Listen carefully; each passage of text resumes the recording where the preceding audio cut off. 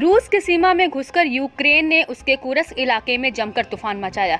दावा है कि यूक्रेनी सेना ने रूसी सीमा के अंदर 30 किलोमीटर तक घुसपैठ की है। 6 अगस्त 2024 को शुरू हुए इस हमले में यूक्रेन ने आर्टिलरी फायर और ड्रोन हमलों का इस्तेमाल किया। इससे रूस को भारी नुकसान पहुंचा। इससे बौखलाए रूस ने कुर्स्क में आपातकाल की घोषणा कर रूसी सेना तैनात की। यूक्रेनी सेना ने कुर्स्क में कई जरूरी टारगेट्स को निशाना बनाया। इसमें कई पुलों को तबाह करना भी शामिल था। बदले में रूस ने दावा किया कि उसके सैनिकों ने यूक्रेन के 50 से ज्यादा टैंक नष्ट किए।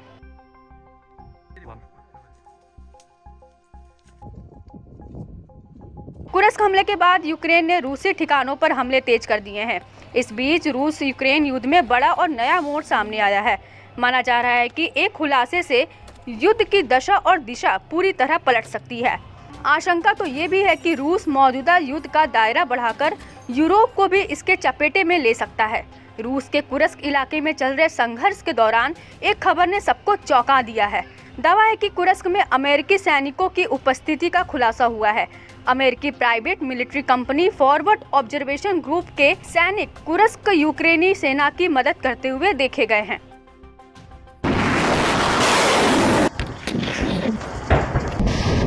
इसको लेकर सोशल मीडिया पर FOG के ऑफिशियल अकाउंट से एक तस्वीर शेयर की गई है। इसमें 3 अमेरिकी सैनिक कुर्स्क इलाके में अपनी उपस्थिति का दावा करते हुए दिखाई दे रहे हैं। इस तस्वीर में लिखा है कि द बॉयज इन कुर्स्क और लोकेशन टैग भी कुर्स्क का ही है। रूसी रक्षा मंत्रालय के मेजर जनरल ने भी इस बात की पुष्टि की। उन्होंने दावा किया है कि कुर्स्क इलाके में यूक्रेनी सेना के साथ विदेशी भाड़े के सैनिक भी शामिल हैं। रूसी सेना ने कुर्स्क इलाका खासकर सूरजा जिले में यूक्रेनी हमले को रोकने में सफलता पाई है। ऐसे में FOG की उपस्थिति से यह साफ होता है कि विदेशी सैनिक इस संघर्ष में महत्वपूर्ण भूमिका निभा रहे हैं।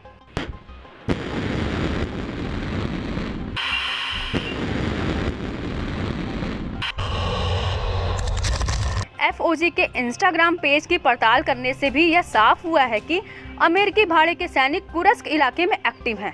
शेयर की गई तस्वीर समूह के फाउंडर डेरेक बेल्स भी नजर आ रहे हैं, जो अपने M4A1 राइफल और दाहिने हाथ में बने खोपड़ी के टैटू से पहचाने जाते हैं। बेल्स और उनकी टीम पहले से ही यूक्रेन के आर्म्ड फोर्स के साथ काम कर रही थी। ऐसा दावा किया जा रहा है कि साल 2022 में बेल्स खुद यूक्रेन पहुंचे थे।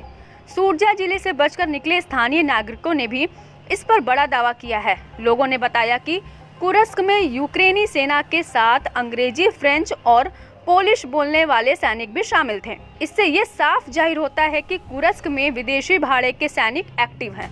ऐसे में ये संघर्ष अब सिर्फ रूस और यूक्रेन के बीच नहीं रहा, बल्कि इसमें विदेशी ताकतें भी खुलकर हिस्सा ले रही हैं।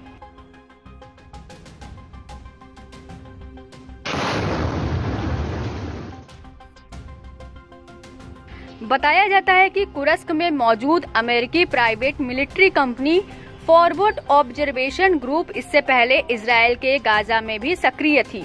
ये ग्रुप गाजा में इजरायली सेना की मदद के लिए तैनात था। उसने वहां से भी अपनी उपस्थिति की तस्वीरें शेयर की थी। कुर्स्क में यूक्रेन की ओर से किए गए इस हमले के बाद रूस में भारी आक्रोश है। रूसी विदेश मंत्री सरगेई लावरोव के मुताबिक राष्ट्रपति पुतिन ने साफ किया कि अब यूक्रेन के साथ किसी भी तरह की बातचीत नहीं होगी।